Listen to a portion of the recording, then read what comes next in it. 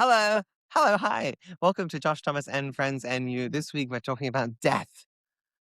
Doesn't that sound fun? Because recently Ooh. I got tricked by ChatGPT into thinking I was going to die quite seriously, which I know is very silly to get tricked by the computer in that way. Obviously, I know if you ask the computer a question about your health, they're going to tell you that you're going to die. I once had Google diagnose me with cervical cancer, so I understand that. But this actually was I guess it was quite serious. I'm going to talk to Lally Katz about it later because her favorite thing in the world is going to hospital. I've never really been able to work out why people are scared of death. I think maybe it's just because I can't really picture it. Like, well, what do I care if I die? That's not my problem.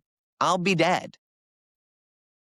That's not an issue for me. That's a problem for my parents. That's a problem for my friends. Maybe that's a problem. Maybe some of you would be sad if I died. But for me, like whatever, I don't care. I think the reason why death is not scary to me is because I'm an atheist, which I think is counterintuitive to people, but I love going to sleep. I love doing nothing. The religious alternative of existing for eternity is so terrifying. Eternity is too long. Guys, that's not a reward. That's a sentence. I can't go on in this personality for eternity. Also, I think the thing that would really spook me about heaven is I've never had anyone big in my life die. So like I just know if I went up there I'd have to start again. Just like small talk, trying to be charming, trying to make friends, small talk, small talk. Oh, they're nice shoes. Oh, how long have you been here for? What part of heaven are you from? I can't do that again. Also, I feel like heaven is sort of I feel like it's the kind of place where everyone really expects you to be grateful.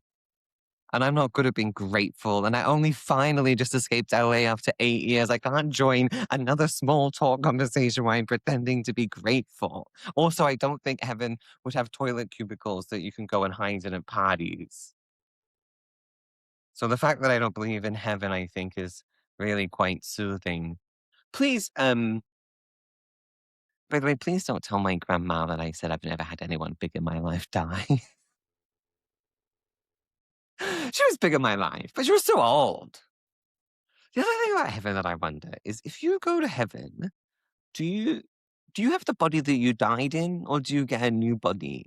Like if I went to to heaven, if I was wrong and my grandma, who's Catholic, was right, so I saw her, she's standing there, she's so smug. Is she smug, young, and hot, or is she still like, am I still having to buckle her seatbelt in for her? Am I still like wiping drool off her face, or is she spry? None of it makes any bloody sense. Anyway, this week we're talking about death, and it's going to be Lally Katz and Courtney Smith. We haven't recorded those chats yet. It's going to be Lally Katz and Courtney Smith if the chats are fun. If you get to the end of the episode and one of them doesn't turn up, it means that the chat wasn't fun and we decided not to waste your time. Hello, Lally Katz. Hello, Josh Thomas. Hello. I feel like we should introduce you. I feel like we should. How would you define our friendship, me and you? Well, gosh, we've been friends now for like 10 years, 11 years. Mm-hmm, And it's mm-hmm. funny because I still sometimes think of you as, oh, my new friend, Josh Thomas. But Oh, do you? We had a period, I would say, where we were top best friends. We were yes, top best friends. We were yes, mainly the other person was one of the most important people to the other person in the world. But then you betrayed me by having a child. yes, it's true. It did put a kink in our friendship. Sometimes, sometimes women do that. They betray me by having a child, and then that child becomes a bigger priority than me on account of the fact that they're their child.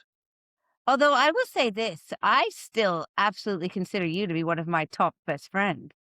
But have I slipped? No, I consider you to be one of my top best friends, but you're not you're not as high as you were ever since you had the child. There were three betrayals in our friendship. The first was you had a child. The second was you then moved into the desert, the suburban Los Angeles desert, away from me where I was in Los Angeles. But then the third one was I left LA altogether and moved to Melbourne. So really it's on me, isn't it? The ultimate betrayal falls on you. Absolutely. And I'd like to apologize for that right now. I accept your apology. Thank you. Um, uh, we're talking about death on this episode. Okay.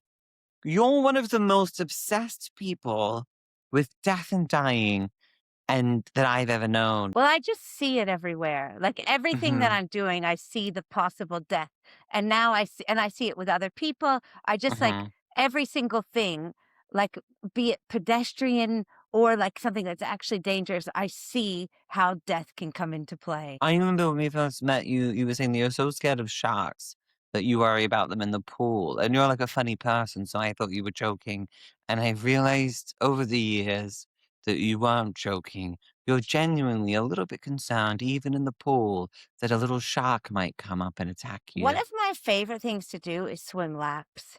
But as I swim, I my fear is that like I'll suddenly either be in the ocean and not notice and I'm swimming and there's a shark beside me, or that some a shark is in like a secret like little caption in the pool and it gets let out and next thing you know it's there.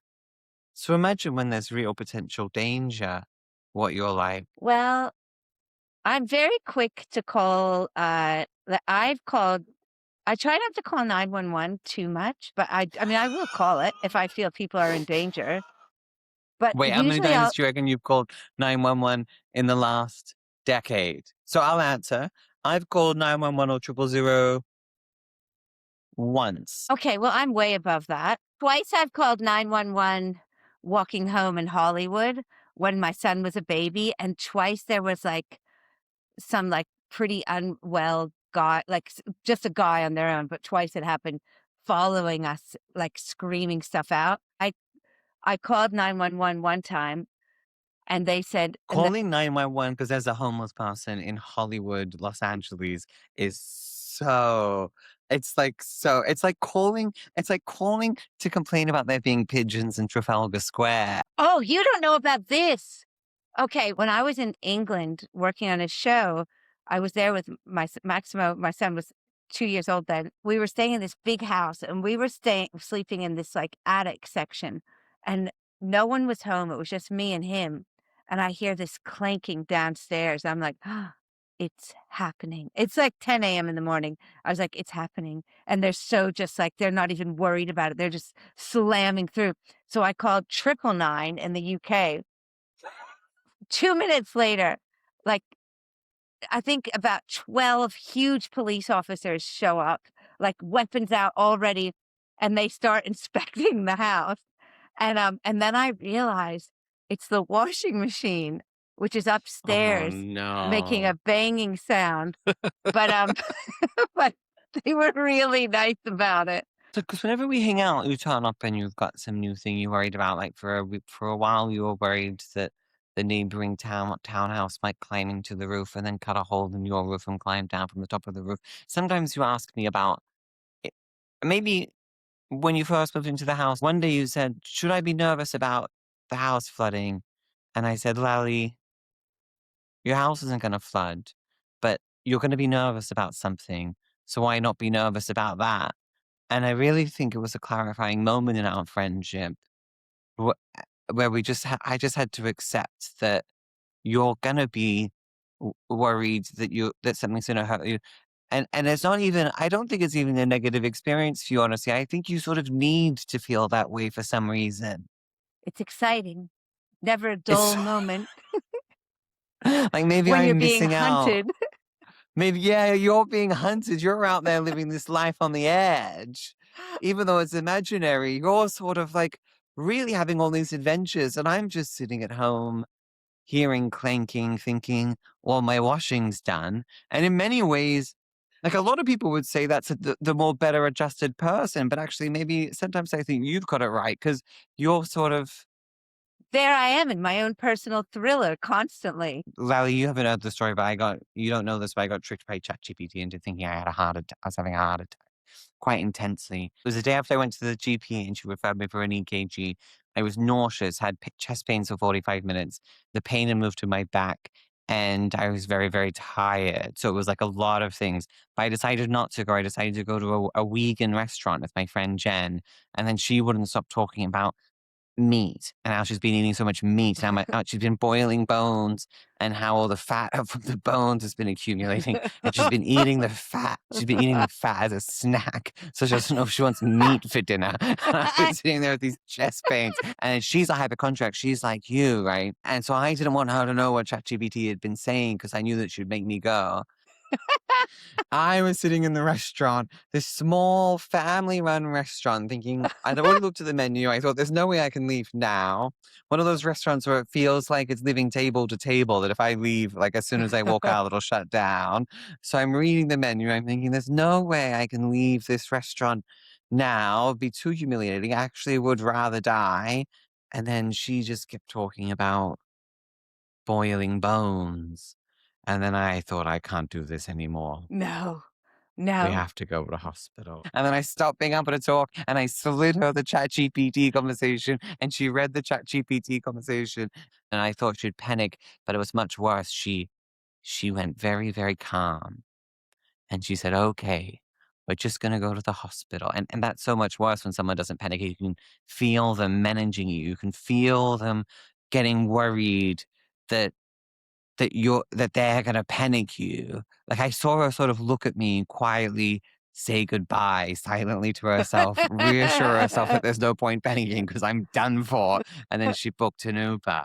I mean, ChatGPT must have really pulled one over on you because you don't usually worry about that stuff at all. It's I mean, No. and constantly going to urgent care. Oh, you can imagine how often I'm taking my son to urgent care. Yeah, we've spoken about this quite a bit as well. Yes, yes. It's too many times. It's too many times. Although one time, because one time I was like, "I'm gonna be cool about it this time." He had a fever. I Mhm. was like, I "Kids get know, fevers." this Anyway, one time, he was verging on pneumonia. He had to and that breathe in a whole comes up anytime now he's got the slightest little cough or he seems slightly damp and you say to him, I'm going to take him to urgent care. And I say, you know, you don't need to. And you say, well, once I went in and he was well, on the now verge of I pneumonia. mean, look, every time he gets a fever, now we go to the doctor. Hello, Courtney. Hi, Josh. Hello, It's funny Joshua. that we're pretending we're on Zoom when you're just in my garden and I can see you out the window. Hi, hi. Hello. Mhm. Today we're talking about death. The dead stuff, yeah. Yeah. You go I first. haven't, well, the only two big people I've had in my lifetime, my granddad when I was 16 and my grandma, but they both seemed like, like it was time for them to die. When my grandma died, I didn't go to the funeral, but because I couldn't. And my mum called me and she was crying. She had a moment alone in the church with my grandma's coffin, and she asked me if I wanted to FaceTime my grandma's coffin. I And I laughed remember. so hard. I laughed so hard. And I said, no, mum, I don't think I want to FaceTime the coffin. And I regret it very, very deeply because the thing is, it is ridiculous to FaceTime a coffin, but I wasn't doing it for grandma, was I? I was doing it for my mum. My mum wanted some company while she was saying goodbye to her ma, but I couldn't look past the absolute ridiculousness of me FaceTiming a dead body. And I'd say it's one of the top 7 regrets of my life. It is so sad. I had never thought of it like that. Were Drew and Nikki there? No, none of the kids could make it. So it was just my mum, and she said, would you like to FaceTime the coffin? And I went, I made that note. So I went, I don't want to FaceTime the coffin. No, I'm not going to FaceTime the coffin. And then I heard her sob, and then we hung up. And another time I was on the phone to my mum, and her cat just died, and she called me, and she was crying, and she said, "Oh, the cat's died." And I said, "Okay." And she said, "Will you just stay on the phone with me as I put it in the bin?" And I Oh said, my God, I "Okay." remember. That day I said, "Okay," and then I heard her little footsteps walk out to the bin. I heard her lift the lid of the wheelie bin, put the cat in, drop the lid, and then she said, "Not a very ceremonious goodbye, is it?" And I said, "No, no, no." The other very bad death story of my mother with an animal, while we're going through the stories that involve my mother, is once when she was having a manic episode. Um, she called me and she said, I put Me Too down. Me Too was a dog that we had. We had 2 dogs. Me Too was the less popular dog. I said, "Oh, why'd you put me 2 down?" She was like, "I keep getting letters in the letterbox about his barking, and I just realized something needs to be done, so I put him down." And then a week later, she got another letter in the letterbox complaining about his barking, and that's when we realized that it was the neighbor's dog. It wasn't me 2 at all. I And the remember thing that about one. bipolar is that if my mum's killing a dog during a manic episode, when she's getting the letter the next week, letting her complaining about the dog's barking still, that's hitting during a depressive episode, isn't it? So it wasn't. They're 3 stories that don't warm the heart. They're 3 stories that don't warm the heart. So my nan, I know like everyone's like, oh, I love my nan, but no, I really did. Like, and mine was actually legitimately amazing. Not perfect, whatever, but like absolutely amazing. And she was wild. So like I remember being like 5 years old. One of my earliest memories in life is her and my dad got into this big fight at Nan's house. We grew up in Corowa. And anyway, they were yelling at each other, and Nan just walked straight up to Dad and she punched him in the nose, and he got a blood nose. She said, "Get out of my house."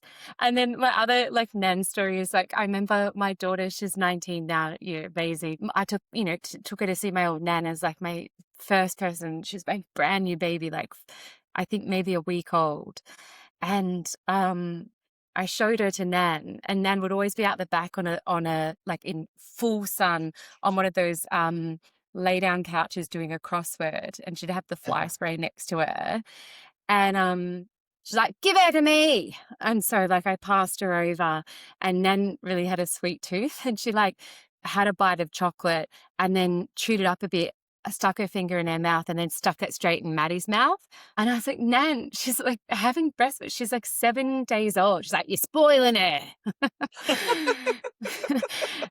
Your nan is just one of my favorite things about your nan is instead of the skin of colored, she uses fly spray. She just sprays her body with fly spray. She like literally sprayed my daughter. So like on that same visit, she's like, "Put her down there." And I'm like, "Nan, there's ants. Can I just get a blanket?" "Nah, you're spoiling her." But of course, like Nan loved Maddie so much, but this is just how she raised you, And she like picked up the fly spray and just sprayed Maddie with it. Nan!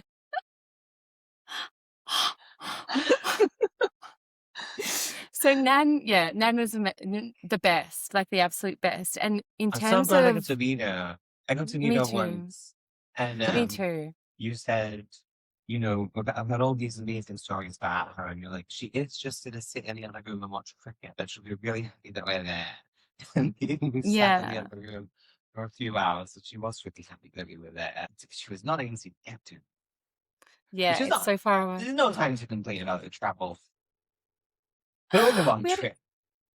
We did cute. So Coral is not a joke. It's not like, oh, let's go op shopping or It's the country, antique. but it's not cottage core. It's like No. it's like it's very serious. It's actually quite similar to where my grandma lived. It's It's a rough, place right? where grandparents lived. Yeah, real grandparents like mine.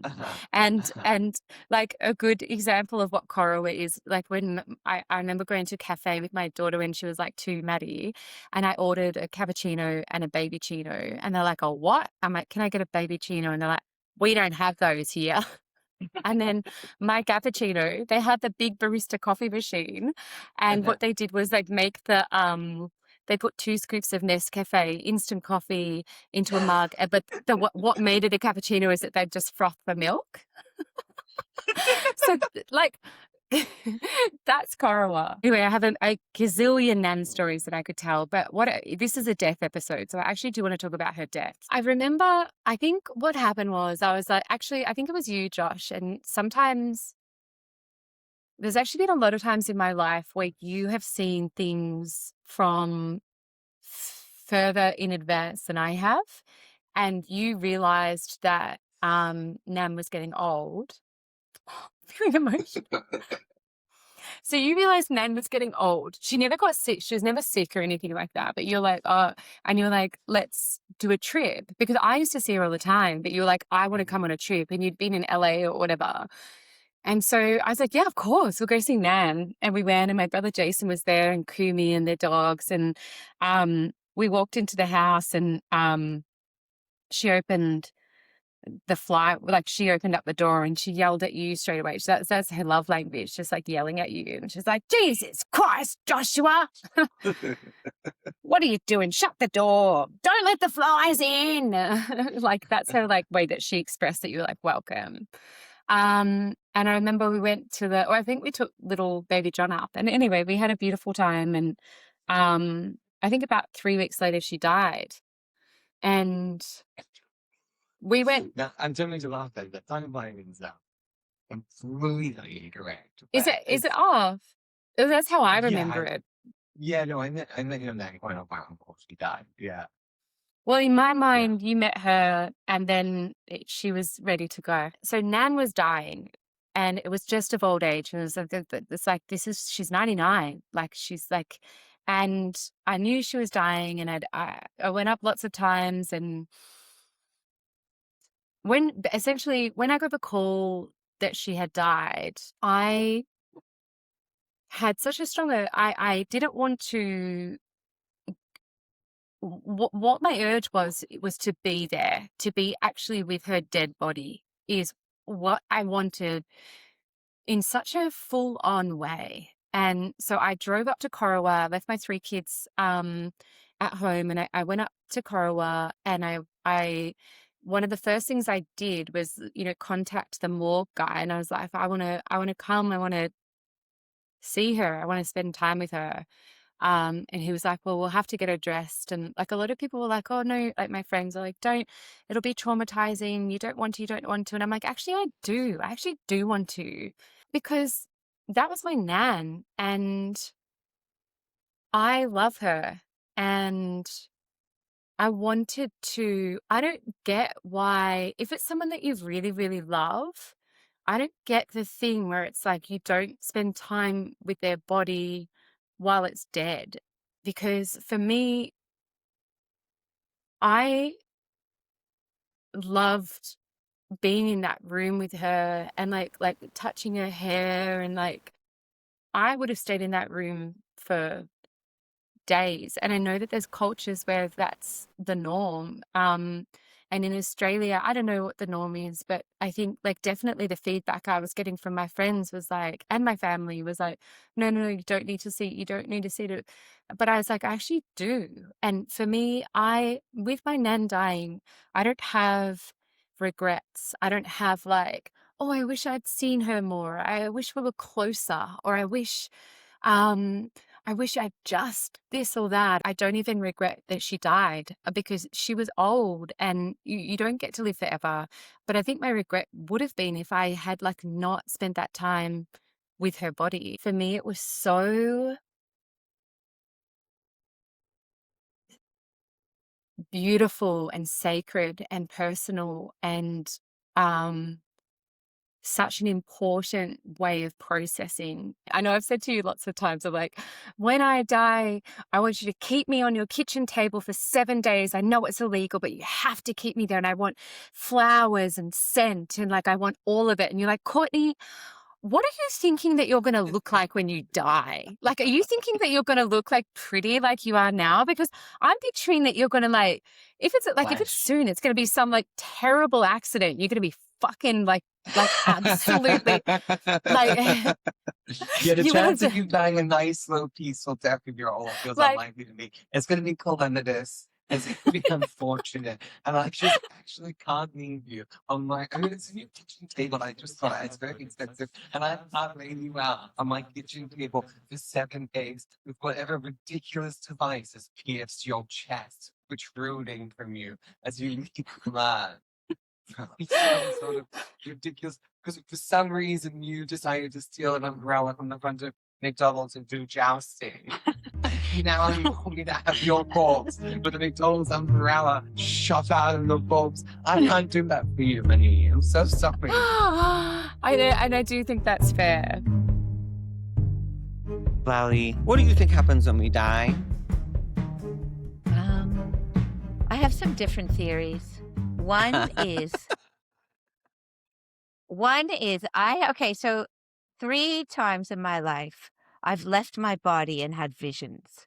And Uh, twice I was a child, and it was and one time I was a teenager, and it was, like, a bit of an artificial environment because I was taking acid at that time, Mhm. but Mhm. but it was the same as the ones I had as a child, Mhm. and both all the times I left my body like, shoop, out of my body, and it was like my head became the world or became, like, outer space, and I could only just, like, remember, like, an echo of myself, and each time I'd be like, "Oh, that person's gone, that person's gone," and, and I'd, like, hear my thoughts, like, echoing across the sky or across the universe, and it was, like, cold and lonely and kind of heartless, and, so that's one theory of what So happens when you we die. think that's what you think happens when you die? You just echo around cold and lonely and heartless. The thought of dying to me is just so beautiful. I'm an atheist and I just think nothing happens. And I really think that it's sort of, I sort of like, I find that quite motivating actually, the same way you can get yourself through a tough week knowing there's a weekend's coming, you know? The I always forget that you feel like that, and it's like and you always like, whenever we're, like, somewhere where some kind of crazy death could happen and I point it out to you, you always say, "You should be so lucky." I mean, what a way to go. Well, that's what I think when you're always so worried about there being a shark attack or getting struck by lightning. I think the sheer arrogance that you're going to be chosen by the shark or the lightning, the sheer gumption for you to think you're the one that's so special that you're going to die in this freak circumstance. But there's been a lot more shark attacks lately. But, and then I think if you do die, then so what? So what? Yeah. It's not your problem, is it? It's like, it's sort of It's everybody your else's problem in problem. that I mean, in that moment of the thing happening, not good. Oh, you think it would feel bad? Oh, yes. I Don't you think dying would imagine? feel amazing. Wait, This kind to of get intense attacked? rush of Uh-huh. adrenaline and some sort of Oh. attack and some sort of like, "Argh," and then this moment of thinking, oh my God, this is it. And then peace. Huh. Well, what do you think though? Sometimes I think there's another option, like which is well then sometimes I wonder if like I think back on all the religions, I'm like, what if they're all right? What if they're all right? And then Every and single then one. and what if every single one is right? And we should have cashed in on one of them. And then but then I think like if everything is made of matter, then do Mhm. we just always stay in the matter and it just reconstructs like and we're just, like, always some part of some equation of the universe.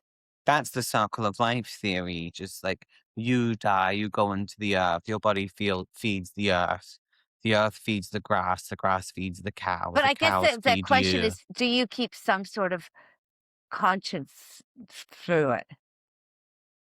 No, I don't No. think so. I think that I'm sort of made of everything that was ever before me, and then I will just turn into everything that's about to happen. Which is quite nice. You can make it sound beautiful, but it's really just being eaten by worms at the end of the day, isn't it? Yes, fair. Thank you everyone for listening to Josh Thomas and Friends and You.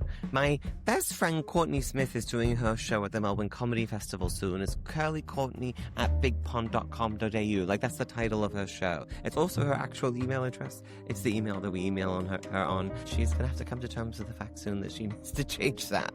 That's going to stop being a funny idea and start being quite terrifying. My friend Lally Katz, she has a book out. It's called My Cursed Vagina. We're going to do a whole episode about vaginas soon because do you know what people love? People love when gay men talk about vaginas.